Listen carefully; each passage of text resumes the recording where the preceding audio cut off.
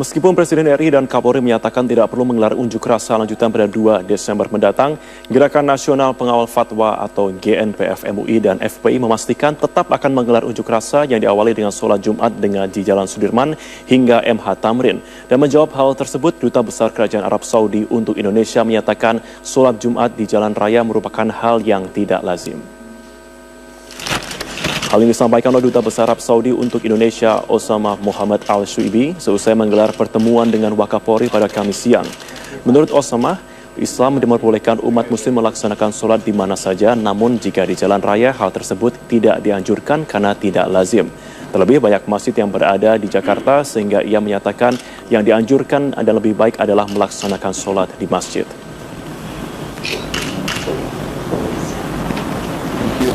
هذا إسلامي جعلت الأرض للمسلمين مسجد نصلي في أي مكان في الغابة في الشارع ولكن نتمنى إن شاء الله لن تتم هذه المظاهرة ويتم الحل باتفاق ودي بين القيادة والمتظاهرين كما عمل يوسف كنسان. Saya hanya ingin mengingatkan, di Indonesia ini kan mayoritas mazhab yang dianut adalah mazhab Syafi'i. Nah, sekarang saya ingin bacakan yaitu kalam Imam An-Nawawi dalam kitab Al-Majmu' juz keempat halaman 51. Beliau mengatakan, qala al-ashab wa la yustaratu iqamatuha fi masjidin walakin tajuzu fi sahatin makshufatin bisyart an takuna dakhilatan fil qaryati aw al-baldati ma'dudah fi khittatiha. Jadi di sini dikatakan oleh Imam Nawawi, qala al-ashab, telah berkata atau berpendapat al-ashab. Yang dimaksud al-ashab di sini adalah para ulama mazhab Syafi'i. Jadi wala yustarat iqamatuha fi masjidin. Tidak disyaratkan mendirikan Jumat itu di masjid. Walakin tajuzu fi sahatin maksyufah. Tapi boleh dilaksanakan sholat Jumat itu di tempat yang terbuka, bisyarat, tapi dengan syarat antakuna dakhilatan fil qaryah awil bahdah. Tapi tempat terbuka tersebut harus ada di dalam kota atau di dalam desa. Maksudnya bukan di padang pasir. Nah, sekarang kita tanya, itu bundaran HI itu di dalam kota, di dalam desa, atau di padang pasir dia? Kayaknya pusat kota. Ada di pusat kota. Nah, jadi berdasarkan pendapat dari mazhab Imam Syafi'i, itu dibolehkan. Nah, cuman memang yang jadi persoalan sebetulnya bukan pada soal sholatnya. Jadi kalau soal sholat Jumatnya dilaksanakan di Jalan Sudirman Tamrin, prinsip sholatnya boleh, tidak ada perbedaan itu ke dalam mazhab Syafi'i. Tapi yang jadi persoalan adalah mengganggu ketertiban umum atau tidak. Nah, itu yang mesti dibahas. Nah, kalau dia mengganggu ketertiban umum, tentu kan nggak boleh. Kalau dia tidak mengganggu, kan hukum bolehnya nggak berubah. Nah, sekarang kita bicara soal ketertiban umum. Nah, ketertiban umum ini kembali kepada kebijakan penguasa, kebijakan pemerintah, dalam hal ini kepolisian. Kalau kepolisian mengambil kebijakan untuk melakukan rekayasa pengalihan lalu lintas dengan menutup Sudirman Tamrin dari kendaraan seperti acara Car Free Day, tentu menjadi tidak mengganggu ketertiban umum. Bisa dihindari. Gitu. Bisa dihindarkan, tidak ada mengganggu ketertiban umum. Nah, buktinya Car Free Day bisa. Boleh. Hari Minggu ditutup. Betul. Bahkan pada saat Jokowi dulu menang, waktu jadi presiden, itu dibangun ada 16 panggung.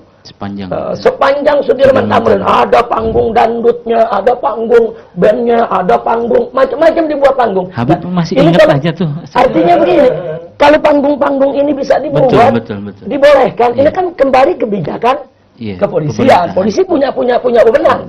Nah, begitu juga dalam soal ini. Jadi kita nggak usah berdebat, kita musyawarah aja. Jalan keluarnya bagaimana? Nah, ini kalau umat ini datang membludak, daripada mereka tidak teratur, daripada mereka tidak terkendali, kan nanti madaratnya lebih besar kalau mereka tidak terkendali. Nah, untuk mereka bisa terkendali, ayo kita duduk bersama. Kalau disepakati untuk dipakai Sudirman Tamrin, ya lalu lintas bisa direkayasa, ketertiban umum tetap terjaga.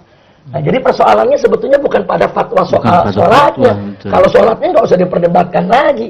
Mau ngapain bikin fatwa baru? Oh, di kitab fikih sudah ada kok. Begitu. Nah, jadi kita atur ketertiban umum. Kita atur ketertibannya. Pengamanan di Kompleks Parlemen Senayan hari ini diperketat menyusul adanya informasi akan adanya unjuk rasa di depan gedung DPR Jakarta. Dan selengkapnya sudah ada rekan kami Jessica Wawor yang akan melaporkan langsung dari lokasi.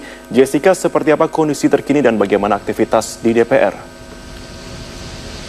Ya Marvin, aktivitas di gedung DPR, MPR dan juga DPD saat ini bisa kami katakan memang sudah berjalan atau berjalan seperti biasa, tidak ada perubahan atau perbedaan dengan hari-hari sebelumnya baik di gedung DPR, MPR dan juga DPD. Namun memang ada yang sedikit berbeda sejak kemarin sudah dikeluarkan selebaran dari pihak kesekjenan untuk setiap pegawai dan juga karyawan yang ada di gedung parlemen baik MPR, DPR maupun DPD agar menggunakan kartu tanda identitas selama melaksanakan aktivitas di dalam gedung DPR, dan artinya itu akan berlangsung selama jam operasional kerja dari pagi hingga pukul 5 sore nanti.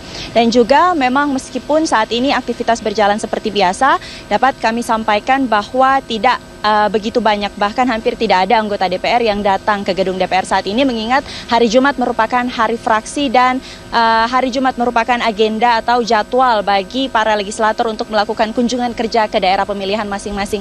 Menarik untuk melihat bagaimana pengamanan yang ada di sekitaran gedung parlemen saat ini, meskipun informasi terkait dengan unjuk rasa belum diterima atau tidak diterima hingga pagi tadi oleh pihak kepolisian daerah Metro Jaya, namun pengamanan yang ada di sekitaran kawasan gedung parlemen ini tetap diperketat, dan pengamanan atau pengetatan pengamanan ini sudah berlaku sejak 1 minggu terakhir. Ada setidaknya sekitar 1.288 personil kepolisian.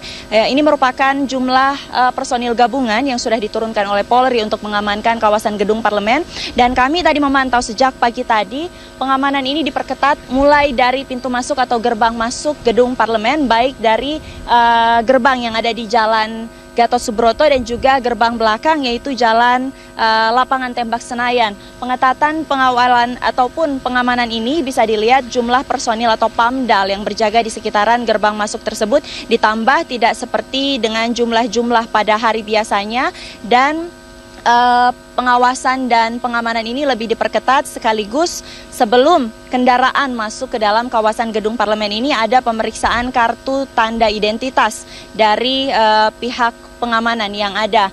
Dan bisa saya gambarkan saat ini tidak ada jumlah massa maupun kelompok massa yang bergerak ke kawasan gedung parlemen, karena seperti penegasan dari pihak kepolisian daerah Metro Jaya, informasi terkait dengan sebelumnya akan rencana ada unjuk rasa pada tanggal 25 November 2016 hingga pagi tadi belum mendapatkan informasi secara resmi. Namun sekali lagi pengamanan di sekitaran kawasan gedung parlemen tetap diperketat dan ditingkatkan. Marvin.